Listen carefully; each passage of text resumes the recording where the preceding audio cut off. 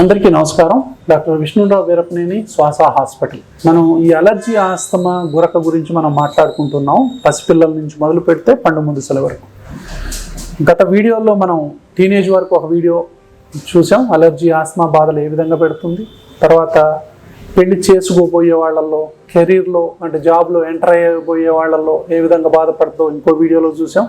ఈ వీడియోలో సరే పెళ్ళిళ్ళు అయిపోయినాయి, పిల్లలు పుట్టారు, ఇంకా ఆఫీసుల్లో పని చేసుకోవాలి, జీవితం అనేది సాగాలి. మరి సంపాదన అనేది ఇప్పుడు కెరీర్లో చేరాం, ఇంకా సంపాదన.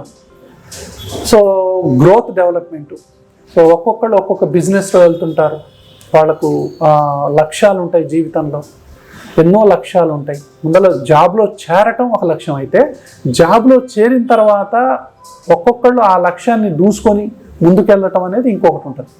కాబట్టి చాలామంది ఈ లక్ష్యానికి అంటే ఇది ఒక స్పీడ్ బ్రేకర్లా పనిచేస్తుంది ఈ అలర్జీ, ఆస్తమా అనేది. మనం చెప్పుకున్నాం కదా, ఎంతకీ తగ్గని జలుబు, దగ్గు, ఆయాసం, పిల్లి కూతలు, ముక్కు దిబ్బడ, సైనస్, కళ్ళ దురదలు, ఒళ్ళు దురదలు, ఫుడ్ ఎలర్జీ, ఏదో ఒకటి పడకపోవటం, తర్వాత ఏ పని చేసినా ఆయాసం రావటం, వాతావరణం మారితే తేడా చేయటం, సైకిల్ దొక్కినా, మెట్లు ఎక్కినా, ఏ పని చేసినా అలసిపోవటం, ఇవన్నీ కూడా అలర్జీ, ఆస్తమా లక్షణాలు. సో ఈ లక్షణాలన్నీ పనిచేసే వాళ్ళల్లో ఉన్నాయి.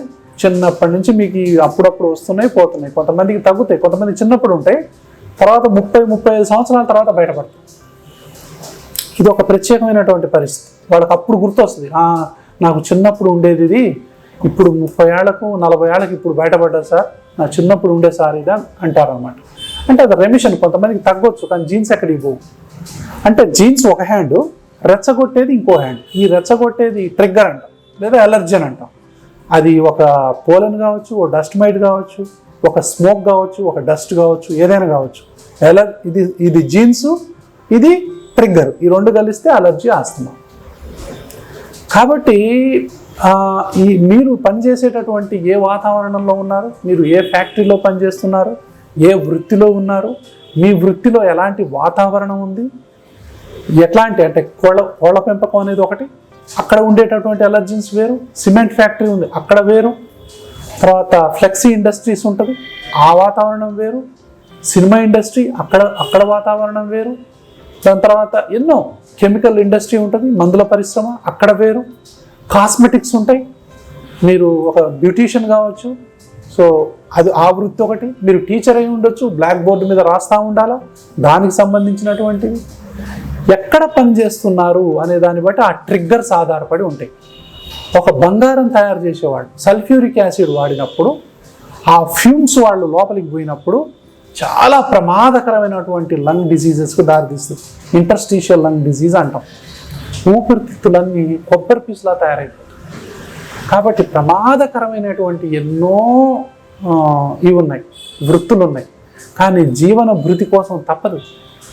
అప్పుడు ఏ జాగ్రత్తలు తీసుకోవాలనేది కూడా మనం చాలా ఇంపార్టెంట్. ఎవరికైతే ఆల్రెడీ అలర్జీ, ఆస్తమా, ఈ దగ్గులు, ఇందాక చెప్పిన లక్షణాలన్నీ ఉన్నాయో వాళ్ళు కొన్ని రకాలైనటువంటి వాతావరణాలకు కానీ, ఆ వృత్తిలో ఉండేటటువంటి ఆ ట్రిగ్గర్స్కి కానీ ఎక్స్పోజ్ అవ్వకుండా ఉండటం మంచిది. సపోజ్ ఇప్పుడు బంగారం చేసే ఆయన ఉన్నాడు, వాళ్ళకి చిన్నప్పటి నుంచి అలర్జీ, ఆస్తమా ఉంది. ఆయన సల్ఫ్యూరిక్ యాసిడ్ పనిచేసినప్పుడు ఊపిరితిత్తులు తొందరగా దెబ్బతినే అవకాశం ఉంటుంది. ఒక టీచర్ ఉన్నాడు, అలర్జీ, ఆస్తమా ఉంది, రాసేటప్పుడు చాలా జాగ్రత్తలు తీసుకోవాలి. ఆ పౌడర్ పోయి ఆస్తమాతో బాధపడే వాళ్ళు ఎంతోమంది ఉన్నారు. కొంతమంది యజ్ఞాలు, యాగాలు చేస్తుంటారు, గుళ్ళల్లో పూజలు ఇవన్నీ చేస్తూ ఉంటాం. మనం అగరబత్తీలు వెలిగించాలి. నా దగ్గరికి అయ్యగారులు వచ్చి, పాపం పూజారులు వచ్చి వాళ్ళు పడేటటువంటి బాధలు చూస్తే ఏడుపు వస్తుంది. గర్భగుడులు ఉంటాయి, లోపల పనిచేస్తుంటారు, అసలే గాలి తక్కువ, అన్ని రకాలైనటువంటి సుగంధ ద్రవ్యాలు ఉంటాయి, అగరబత్తీలు వెలిగించాలా, అన్ని రకాలు ఉంటాయి. అవి పడక వాళ్ళ ఊపిరితిత్తులు ఈ విధంగా మూసుకొని పోయేటటువంటి పరిస్థితులు ఉన్నాయి. వాళ్ళకు కూడా నరకం.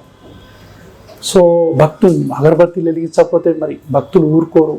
అంటే సంస్కృతి సాంప్రదాయాన్ని మనం గౌరవించాల్సిందే, కానీ ఆరోగ్యం కనుక మనం చూసుకోవాల్సినటువంటి అవసరం కూడా చాలా ఉంది.